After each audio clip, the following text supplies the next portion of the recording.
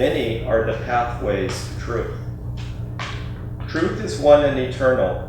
Realize oneness with it in your deathless self within. The following commentary is based on the teachings of Paramhansa Yogananda. On the dedication page of Swami Kriyananda's book, The Path, appears the following account. A group of Paramhansa Yogananda's disciples had gone with him to see a movie about the life of Gyandev, a great saint of medieval India. Afterwards, they gathered and listened to the master explain certain subtler aspects of that inspiring story. A young man in the group mentioned another film he had seen years earlier in India about the life of Mirabai, a famous woman saint. If you'd seen that movie, he exclaimed, you wouldn't have even liked this one. The guru rebuked him. Why make such comparisons? The lives of great saints manifest in various ways the same one God. The Bible contains a similar account in the Gospel of St. Luke, chapter 9. And John said, Master, we saw one casting out devils in thy name, and we forbade him, because he followeth not with us. And Jesus said unto him, Forbid him not, for he that is not against us is with us. The more central a truth, the greater the number of contexts in which it can be applied. Truth is like a pure white light, containing within itself the full spectrum of the rainbow. Let no one tell you what your path to God ought to be. Many are the paths. Select your own according to the dictates of your own nature, no matter how out of step that puts you with other people. Sri Krishna, in the 3rd chapter of the Bhagavad Gita, states, trying even unsuccessfully to fulfill one's own spiritual duty, dharma, is better than pursuing successfully the duties of others. Better death itself in the pursuance of one's own duties. The pursuance of another's duties is fraught with spiritual danger. Thus, through Holy Scripture, God has spoken to mankind. Save us from religious bigotry.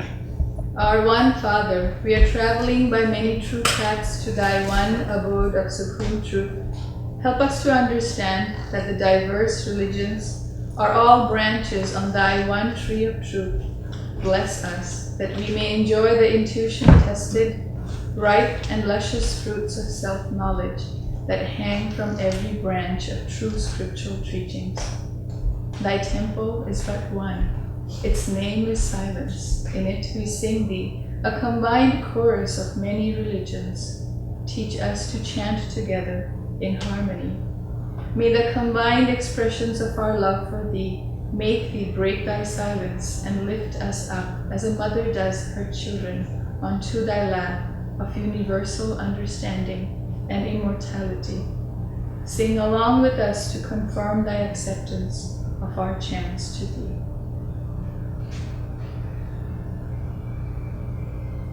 And so good morning to everyone. I'm so happy to be here. Well, I come here sometimes, and some of you know it's not the distance, as we say, it's the traffic. But it's wonderful to be always here. Every time we come here, especially when the two groups meet together, we never fail to feel that that sense of brotherhood, the unity. That we are one. We are one.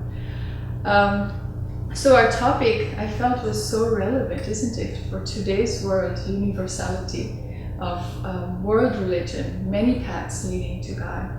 And I think one of Master's prime aspects of his teachings was this, stressing the part of world brotherhood, universality. And you'll see in this book, if you have seen this book, and if you haven't seen this book, by all means, please get a copy and keep it by your bedside. This is an amazing book, and many of our favorite and it always inspires. And it just, I don't even have to look at the index or anything, just lift and just open up any page and it just talks right to our heart. And there are many, he addresses this universality in many ways. He talks to all the religions, all the major religions, and emphasizes on the unity of that. So we all know, in a way, intuitively almost, we know, I know we are, I'm talking to the choir here, if we are here, many people have asked me in the South Bay that, what kind of religion do you practice? And even my children have asked me, what religion do we practice? Because in school they have to, they're asked that question. Every child knows their identity in terms of their religion. And there's Ruksha and Jimmy, my two daughters, they are not quite so sure, especially when they were in elementary school. And so what are we? Because my parents, I'm from India and I grew up in a Hindu family, but my parents never really were, Hindu. We loved God. My mother had a guru, and it was never discussed that we were Hindu, but we went to temples, so I guess in a way we were following the rituals of Hinduism. But in my heart, I never felt that I have to be one religion. In fact, religion did not attract me at all.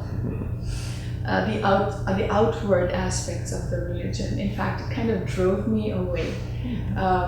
And I don't think I was that keen in going to temples for a long time between the ages 12 and perhaps 21, 22. And I'm speaking for a lot of Indians. And the aspect of Indian religious or spiritual, the domain of that in India is that you do have it's very true that we celebrate every religion. The three main religions in India are Hinduism, Islam, and Christianity. And we celebrate all three of them with big gusto. And especially the part of India I come from, Calcutta, the eastern part, we are all for celebrating. And people will just go out and put lights on the streets, especially of the areas that used to be typically British Christian areas, and this would be Christmas, and people will come in hordes to see the lights, and it would be fun, and they would eat a cake. And then we happened to be visiting in India, I think in December last, and my daughter said, do Indians just eat cake on Christmas? So things like that. Yes, they do. They make it a point to, there'll be long lines in front of cake shops, and an Indian, irrespective of whether they're a Christian or an Islam or a Hindu, would be celebrating Christianity. Same thing with Islam. Muslims, we had Muslim friends, and they would, they have the Eid and all the other festivals, and they share their food with us, and we would do that. And of course, we had our own festivities. India is full of festivals. There's at least one or two every month. But amidst all of that, there was, at some point, I have to admit, I started to feel that emptiness in the outward aspect of the religion, and I joke about it, but the fact is I had to travel 25,000 miles to the west to find my guru, who is from the same city that I am. Isn't that amazing? But that's a fact. And when I first saw his picture and was drawn to him, and I called my mom, and she said, oh yes, of course I know him, because she had read his Bengali version of Autobiography of a Yogi, but I had no clue. And so another aspect I'd like to talk about, I think is very relevant, is about the children. And I don't see any children here, but I'm sure we all have or know children in our lives, and I know I have too. I've always been taught that do not expose children overly to religious practices when they're young. Because why? Because it's very easy to set grooves in their mind. Because I have a relative of my very own, and a dear person to me, and he's elderly today. But when he was young, he was taught he had to wash his hands. He had to do certain things. And to this day, that has become, he has done it with so much gusto, and if not done carefully, children begin to think, because they're very black and white, they don't understand gray, and if you teach them something, they take it to heart, and take it too much to heart. Religious, one of our great saints, Swami Vivekananda, he was the first saint to come to the West. In fact, it's said that he came and he tilled the land, the spiritual land of the US, made it ready so Master would come and sow the seeds of spirituality. And he used to say that it is a good thing to be born in a family of religion, in a family of a given religion, but it's definitely a misfortune to die in one. So what did he mean by that? He meant that it's good to be introduced to religious practices, but if you are introduced to it too early, too soon, before you begin to develop your own understanding of which is me and which is not, because children tend to just follow their parents very much, and so you kind of begin to be brain trained, if I can use that word. But you have not developed at that point any sense of who is me. You just take as is and take it too much. And then as you grow up, because children should always be allowed to choose for themselves. And every one of us has been born with a given path of our own. And we have to find it for ourselves. And that's what Vivekananda was saying. It's okay to be born in one, but you should have the freedom to grow up and find the religion for your own self, and then take it to heart. And when that happens, you know that it's yours. It wasn't given to you by anyone else. I think that's very important to remember. Does that mean I'm not going to teach my children to meditate? No, these are great tools. I'm teaching them how to meditate. As parents, as teachers, as grown-ups in the lives of other children that we have, we teach them all the different tools that helps us to just face life as is, but not too much pushing them. I still remember this incident. I think my mom, I was about 10 or 12 and my sister was like 15, 16. And suddenly there was this, we never followed any practices in our home, but this happened. She said every evening we used to play outside. I guess she wanted to bring us back into the house with something like that. And she said, you have to come in, clean yourselves up and sit down and chant a very devotional chant. It was a guru chant. And we were doing that with a lot of gusto, so we would put some incense sticks and both of us would sit down and we would sing. There's nothing wrong with it, right? And then my aunt, my sister's my mom's older sister, she was visiting. And I guess my mom later told me, she saw it, and immediately she took my mom to the side and said, you have to stop this immediately. They should not be doing this. They should, you can sit them down and let them meditate a little bit if they want that too. You cannot force children to do anything. You should not put them into any kind of systematic religious training at this age. You should not. They should be just free-flowing. And if for any reason they want to go out and they find religion in some other place or whatever they find, let them be. So I thought that was such a great teaching. But I diverge a little bit because I did not mean to talk about this at all. I don't know why this came. What I wanted to talk about was that religious duties as adults, once we've found our path, it differs. Our religious duties are very different. Each one of us has own subtle variations of it.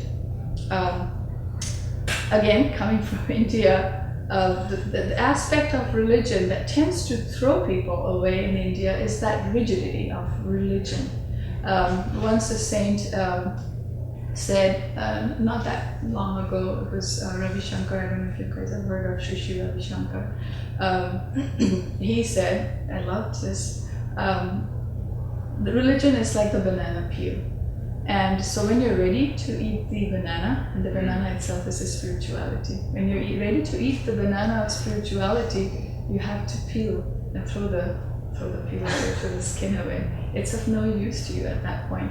Does that mean religion doesn't have any role? Of course not. Religion has always played a role in our planet, even more so, I would say, when we went through the dark ages. It protects the spirituality with its outward rigid armor. And you need that because it's very easy to slash down the spirituality, especially in the dark ages. And so you would find India had maintained her tradition of that spirituality while it maintained a very hard. Perhaps that's what history has taught us. I kind of reflect on these things, and maybe that's why it had to become so rigid.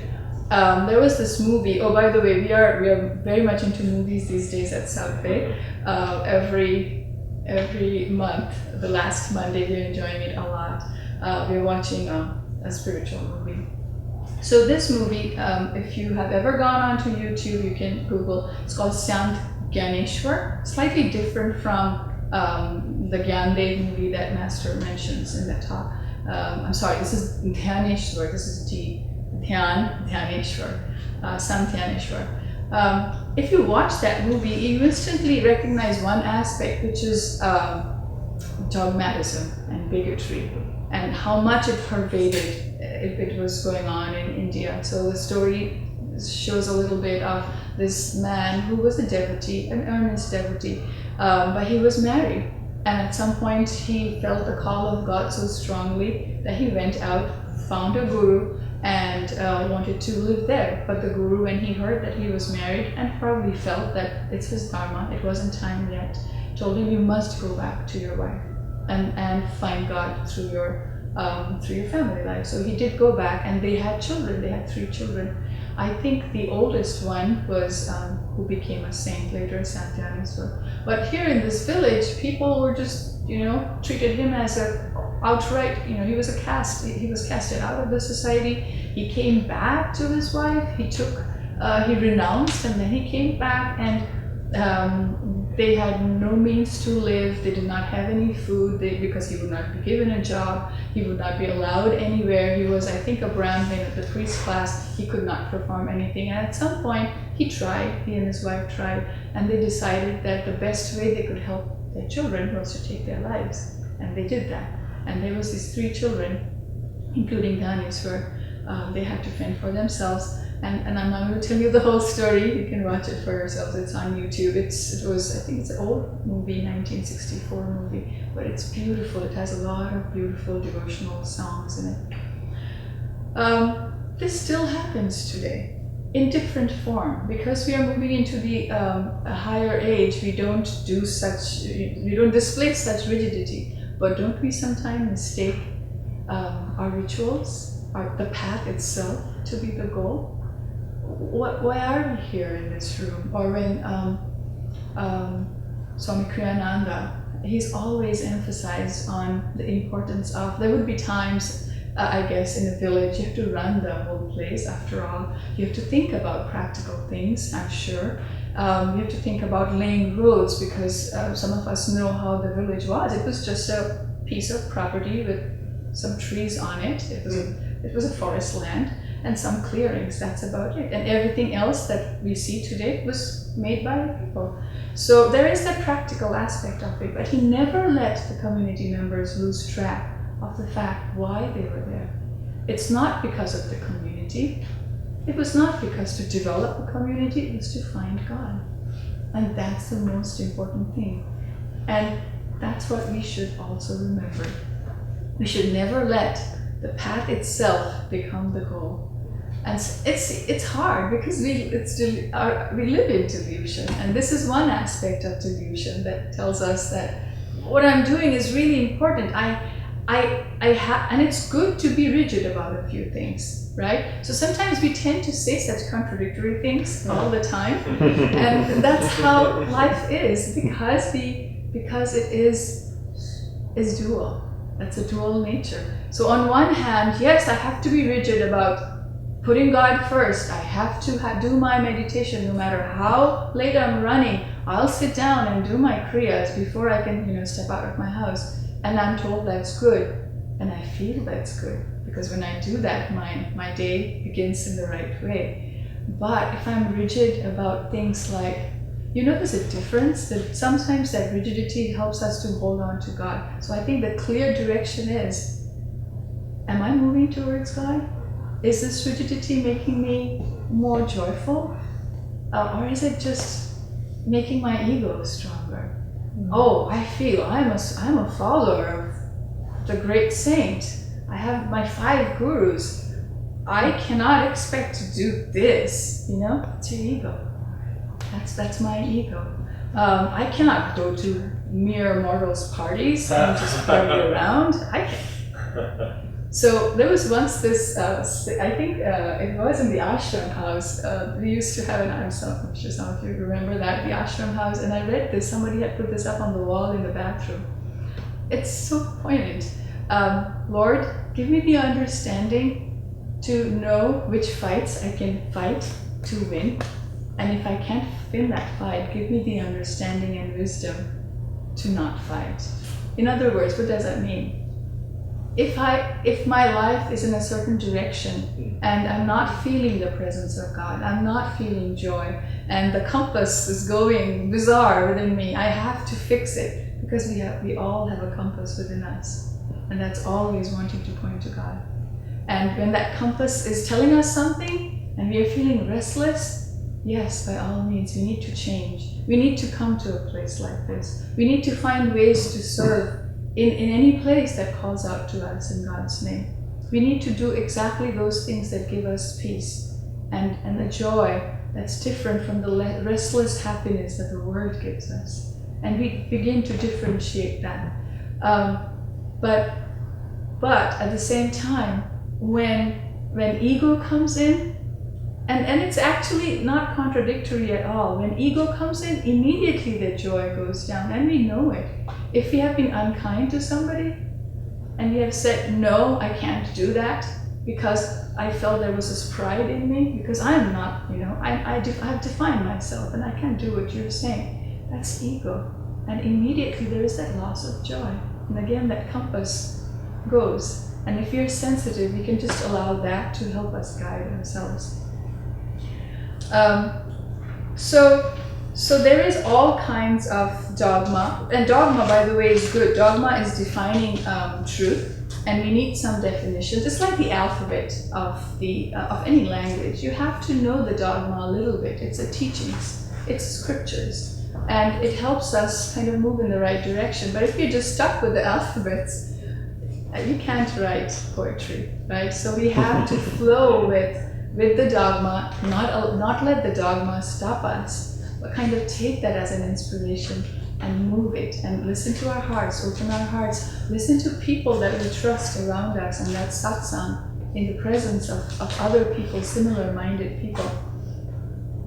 And then we are fortunate, because of all these, we're talking about bigotry and dogmatism and differences people see, and then we talk of Master. And what did he tell us? He said the time has come to know God. Has anyone said something as beautiful as this? And I know I'm biased towards my guru, but what he's saying is experience God. Don't be limited to just the dogma, just the teachings. Taste it for yourself. Take it as a challenge, and he gave us a challenge. He said, if you do even 100th of what I've told you, if you just begin to meditate regularly, keeping your hearts open, being sincere, the best that you can, you begin to taste that nectar, the joy that flows, and that's within all of us. And then no one can tell us any difference. I have tasted the orange. I know exactly how it tastes. Even if the whole world tells me that orange tastes like, I don't know, mango, I'm not going to believe that, because I've tasted it. And I'm not going to be I'm not going to sway on the opinions of others, and that's what our affirmation for this week is, which is self-confidence. The spiritual path, when followed with fervor and devotion, and we follow it, it gives us self-confidence. It takes away the fear. When we begin to know a little bit about the truth, there's nothing to be scared of. We feel the presence of the divine constantly right next to us, within us, and it doesn't come right away. It also has to be practiced. It's a skill. We don't learn to play the harmonium or the piano in day one. It needs to be practiced little by little. And I asked this long time back, I think about 12 years back, I had asked Devi, she had come visiting to our center, and I said, Devi, how do you practice the presence of God? I mean, I forget. I still forget. But all she said was, it's just practice, Padma. It's just like any other skill. And just keep on practicing, just a little bit every day. And yes, it does help. Practice makes perfect. So what can we do to practice the presence of God? Oh, several things. If you have a long commute, for one, you can seat if you have a guru. If not, if you follow some other aspect of the divine, seat them right next to your seat in the car. And you can have a conversation with them. If you like Swami Kriyananda's talk, you can have him on your tape and you can listen to him and you can carry him with you. And that's also very powerful. And when faced with any kind of dilemma, you can ask, Swamiji, what would you have done in this situation? Or I ask, Master, what would you have done? And I teach in a high school, and it can be pretty rough sometimes. And it is hard because you get carried, you get sucked right into that whatever energy that's going on in your workplace, wherever it is. But if we, and this is where I think some structure is helpful, is we have a certain time that you just take a little bit of break and bring God's presence back in your lives. Or many times I will pray like, Divine Mother, let me teach today exactly what these students need. And I teach physics, and sometimes it's a struggle. And so I ask her for her help. And when I remember, and I don't always remember to do it. And when I do, and I know the difference, when I do, it goes a lot, much, much better. It's just that this ego that we have, that we don't allow the divine to come in because we are wearing this bubble around us and we forget. And why do we do that even though on some level we know that it's not helpful to us? Because again, it's practice. We've done that so many times that it's hard to throw away that ego. And then those of you who have read the Bhagavad Gita, you know, where ego is, okay, I'm not going into Bhagavad Gita now, but let's say, so ego we know is, from a character there is, the ego will not be killed unless the ego himself has given himself up. In other words, no one can take the ego from us because we have free will. We have to give up the ego. And that happens because with practice we realize, oh, ego is such a bother. It doesn't let me feel that joy that I felt for that moment. And if we are mothers, again, we serve somebody. That's why the service is so important. I would say go out and serve in some way that you can. Because when we serve, we get a chance to forget ourselves a little bit. You'll notice when the times you're the saddest and some energy is just pulling you down, if we can think of somebody to give a call, or just go to somebody, you know somebody's down and they need help. If you can't get out of that, an ego can be magnetic, that negative pull, but if we can pull ourselves out and do that, there's an instantly there's a change. It just lightens up because the ego is all about myself. Just like we say in the Festival of Light, it's self-love, and that's what causes us misery. There's no other reason. It's not the person who did that to you that's causing you misery. No, misery lies within us. Everything is neutral, and it is true. We can do an experiment and see it. We think that, oh, such and such person has done this to me and caused me misery. Absolutely not. Isn't miserable things happen to people around us that we know? Why don't we feel miserable as much as they do? Because they are taking it to heart. Is the event itself creating misery? Then we could be miserable, n number of times any miserable event happens, but we are not.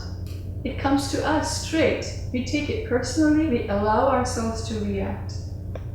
How do the saints, think of Swami Kriyananda. There are some magnificent stories that every time I read, I laugh out loud. He was sitting like in a dais or somewhere, and I think he was rocking his chair, and it was moving ahead, inching ahead a little bit every time, and at some point the chair went flop down. He didn't lose his beat. He was so much in his spine, he was so much in control of his reactions. He fell down. So he turned around, somebody helped him to lift up the chair. I think he was giving a talk or something. he did not miss a sentence. He just came back to me and said, he just continued to talk. Another time, I think he was driving the car, and it was snowing, and there was Devi at the back seat, and there's some other ladies, they were all going skiing, and it started to spin, and there was a bus right in front, and the car spun around and went and hit hard behind the bus. It totaled the car, but at that moment when it hit, what would you expect? Most of us, I know I would be screaming, right? Swami was perfectly still. And then the lady next to him was, Swami, Swami! And he said, what? Just like that, what? To have, can you imagine the amount of control he had of his reactive processes? And Kriya gives that to us. So I guess there are several aspects here. One, to bring the divine in. Two, to control our reactive process, because that is the cause of a lot of trouble. And we have an ego that's a sounding board. So we react, but if we didn't have the ego, that reaction would not be magnified tenfold. Like I show a demonstration in our room. If I'm just plucking a tuning fork, it makes a little tiny noise. Now if I put the tuning fork on a sounding board, people who are musicians, they know this very well. If you put it on a sounding board, now you have a really large sound.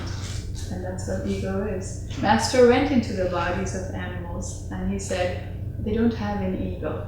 They still feel all the physical aspects of the body. They're hungry, they want something, and if you're going to develop like a dog, he wants that ball, but it doesn't know that I want it. And it's that I aspect of magnification that brings us all this trouble. And so I guess I also talked about, how do I get rid of that I? Easily said, but not so easily done. And it's sneaky too. So a great way to get rid of the ego is to serve. And how do I serve? Do I have to get out of my way to serve? No. Wherever we are, wherever life has placed us, first of all, to accept that.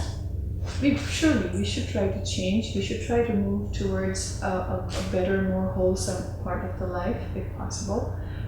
If you can move to a spiritual community, by all means do that. Swamiji talks about dharma. Dharma is duty.